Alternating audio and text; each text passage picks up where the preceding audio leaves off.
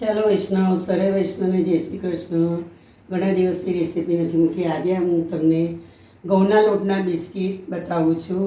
એમાં ન તો ઈનો આવશે, ન સોડા આવશે, ન કોઈ બેકિંગ પાવડર, કોઈ ચીજ આવશે નહીં. ખાલી લોટ, દૂધ, ખાંડ, બુરું જે હું તમને બતાવી રહી છું. આ ઘઉંનો લોટ છે 1 વાટકી, અડધી કટોરી દૂધ લીધું છે, આ ખાંડ લીધી છે, બુરું, આ કોપરાનું છીણ છે, અને ઇલાયચી અને ઘી અને રવો.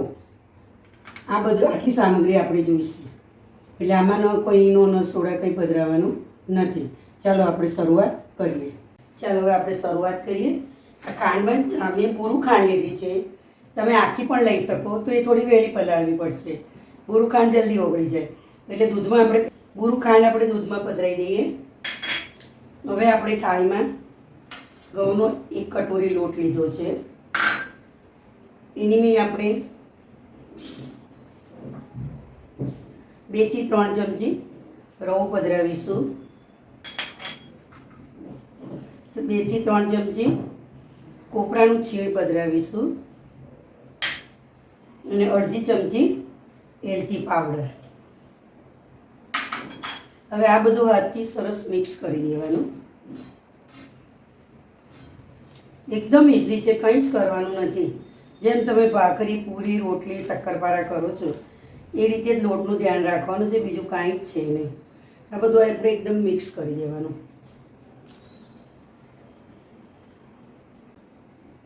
આ રીતે 5 મિનિટ બધો લોટ મિક્સ કરી દેવાનો, જેથી શું આપણું રવો, ઇલાયચી, કોપરાની છીણ બધું સરસ રીતે મિક્સ થઈ જાય. ખાંડનું પ્રમાણ તમે વધારે ઓછું કરી શકો. તમને બહુ ઓછું જોઈતું હોય તો 2 ચમચી જ લેવાનું, અને વધારે જોઈતું હોય તો બીજી 2 ચમચી લેવાનું. ઘીનું કોઈ માપ નથી. ઘી મુઠ્ઠી પડતું મોવન જોઈએ. આપણે પહેલાં 2-3 ચમચી પધરાવી અને જોઈ શકીએ છીએ. અને આ ખાંડ પધરાવી છે એને આપણે હલાવી દઈએ. ખાંડનું પ્રમાણ તમે તમારી રીતે વધારે ગળ્યું ભાવતું હોય તો તમે 2 ચમચી વધારે પણ લઈ શકો છો. મેં આ 3 ચમચી ખાંડ લીધી છે, અને તમે 2 ચમચી ઓછી પણ લઈ શકો છો.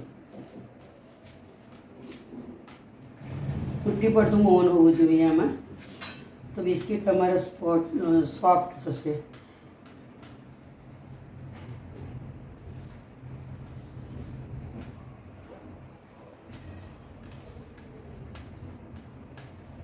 આ રીતે મિક્સ કરતાં જો આપણને લાગે કે ઘી ઓછું છે તો બીજું લેવાનું, પણ મને અત્યારે કંઈ જરૂર લાગતી નથી. જો મુઠ્ઠી પડતું મોવન છે.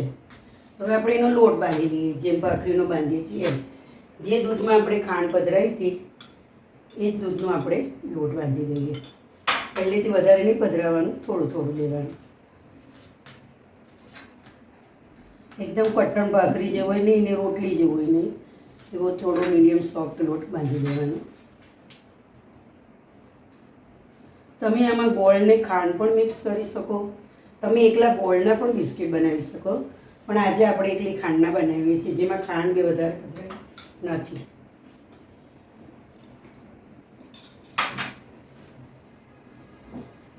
ક્યારેક દૂધ ખાંડવાળું વધારે પડી જાય અને આપણને લાગે લોટ ઢીલો છે તો 1-2 ચમચી લોટ એડ કરી દેવાનો. એમાં તો તમે બધા એક્સપર્ટ છો, રોજનું કરતા હોય એટલે ખબર જ હોય.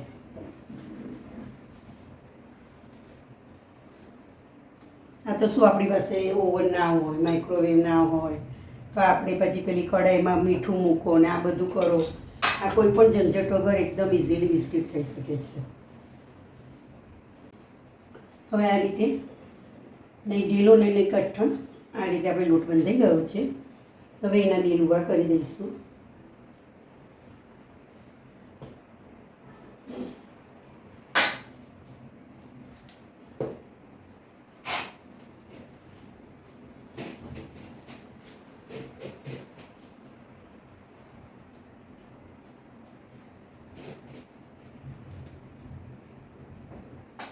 એને આપણે હવે વણી લઈશું. એની કિનારો પાડશે કેમ કે મોવન વધારે છે, એને આપણે આઉટ કરી દઈશું. બહુ જાડા નહીં ને બહુ પતલા નહીં, મીડિયમ સાઇઝ રાખવાની. બહુ જાડા હશે તો વચ્ચેથી કાચા રહેશે અને ક્રિસ્પી નહીં થાય. એટલા માટે આપણે મીડિયમ વણવાના.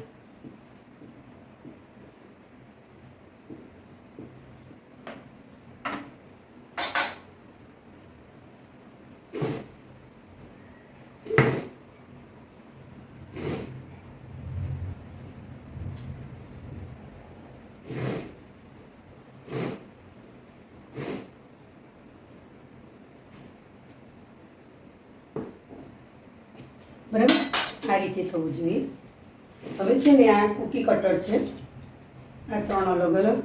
જો તમારી પાસે આ કટર ના હોય તો નાનો ગ્લાસ હોય પણ ધારદાર હોવો જોઈએ, નાની કટોરી હોય તો એ પણ ધારદાર હોવી જોઈએ. એટલે તમે કોઈ બી એવું કશું જરૂરી નથી કે કૂકી કટર બહાર લેવા જાઓ.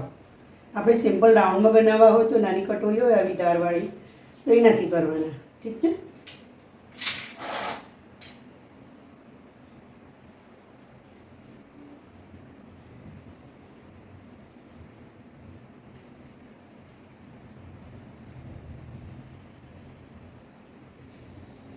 આ રીતે આપણે આ ડિઝાઇનમાં 3 કરીશું. હવે રાઉન્ડમાં કરીશું.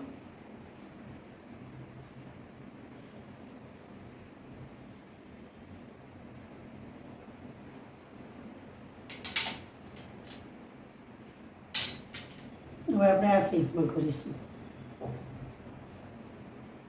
તમારી પાસે ના હોય તો કોઈ ચિંતા કરવાની જરૂર નથી, આપણે આટલું જ રાખવાનું. હવે આજુબાજુનું છે બધું લઈ લેવાનું, એને બીજો રોટલો વણીએ ત્યારે એમાં એડ કરી દેવાનું.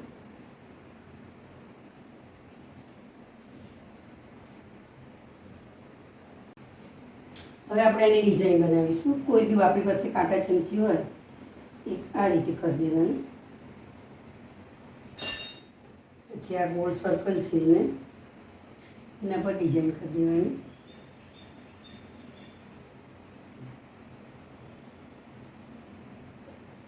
આ રીતે. પછી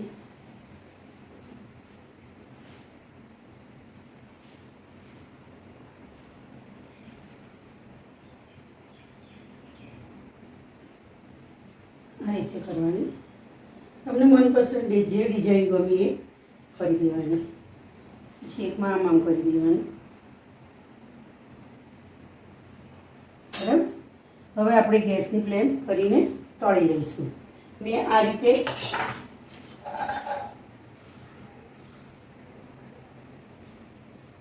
રીતે મેં બધા જ બિસ્કિટના શેપ આપી દીધા છે. આપણે હવે તેલ મૂકી દીધું છે. તેલ બહુ ગરમ નહીં કરવાનું, એકવાર સરસ ગરમ થઈ જાય પછી ધીમી તાપ પર કરવાનું. તો બિસ્કિટ છે ને આપણા શ્યામ નહીં થઈ જાય, કડક નહીં થઈ જાય અને વ્યવસ્થિત રીતે અંદરથી પણ ચડી જશે. નહીં તો પછી શું થશે, વચ્ચે કાચું રહેશે. એટલે એકવાર થોડુંક તેલ આવી જવા દેવાનું, પછી એને મેં બિસ્કિટ પધરાવી દેવાના.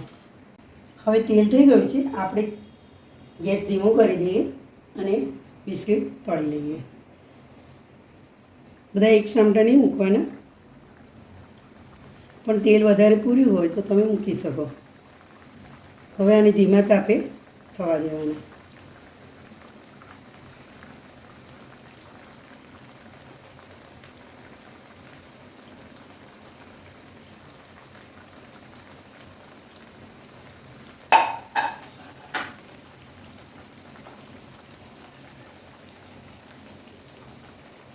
ઉપર આવી જાય પછી આપણે ફેરવી દેવાનું.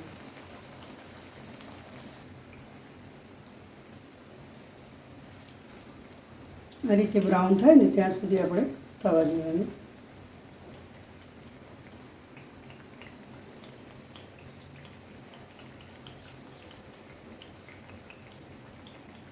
આ બિસ્કિટ એટલા હેલ્ધી છે કે એમાં કોઈ એવી વસ્તુ નથી આવતી કે જે આપણી હેલ્થને નુકસાન કરે. માનો કે આપણે નાના બાળકોને આપવું છે, ખાંડનું નથી આપવું, તો તમે એકલા ગોળથી પણ કરી શકો છો અને તમે જળથી પણ કરી શકો છો. પણ હું વધારે પડતો લોટ બધામાં દૂધથી જ બાંધું છું અને ઘી પધરાવું છું. તમને યોગ્ય લાગે એ પ્રમાણે તમે જળથી પણ કરી શકો, તમે તેલ પણ પધરાવી શકો. પણ તમે ઘી પધરાવશો ને દૂધથી કરશો ને તો દરેક સામગ્રી સુંદર સુવાસે ઠાકોરજી આરોગ્ય એવી.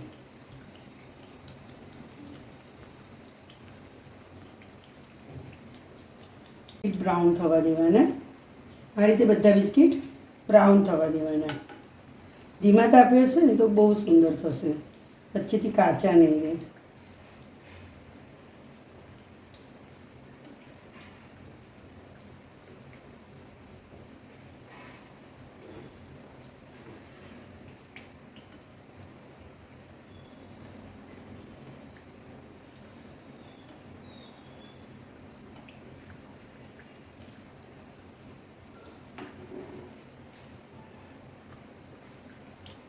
બરાબર છે. હવે આપણા બિસ્કિટ તળાઈ ગયા છે.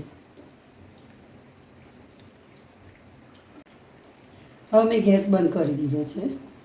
બ્રાઉન થઈ ગયા છે એટલે આપણે એને કરી લઈએ.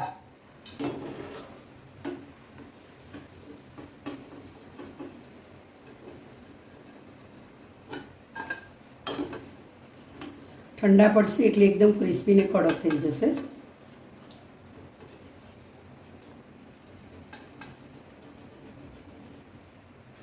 આ રીતે આપણા બિસ્કિટ થઈ ગયા છે. આ રીતે બિસ્કિટ તૈયાર છે. ખૂબ જ સુંદર સોયા છે ઠાકોરજીને. અને તમે તેલની જગ્યાએ ઘીમાં પણ તળી શકો. એટલે એવું કંઈ જરૂરી નથી કે તેલમાં જ તળવું. ઠીક છે. આમે ઠાકોરજીને તો ઘીમાં હોય તો વધારે સોહાય. અને દરેક સામગ્રી કરવાનું, ટ્રાય કરવાનું. ભલે ને બગડે પણ ફેંકી દેવાની તો થતી જ નથી. કદાચ થોડું કાચું પાકું આ તે થશે કે કડક થશે, બીજું તો કંઈ નહીં થાય. પણ ટ્રાય કરજો જ. અને આ તો આવડે એટલી ઇઝી જ છે. જય શ્રી કૃષ્ણ. સર્વે વૈષ્ણવને.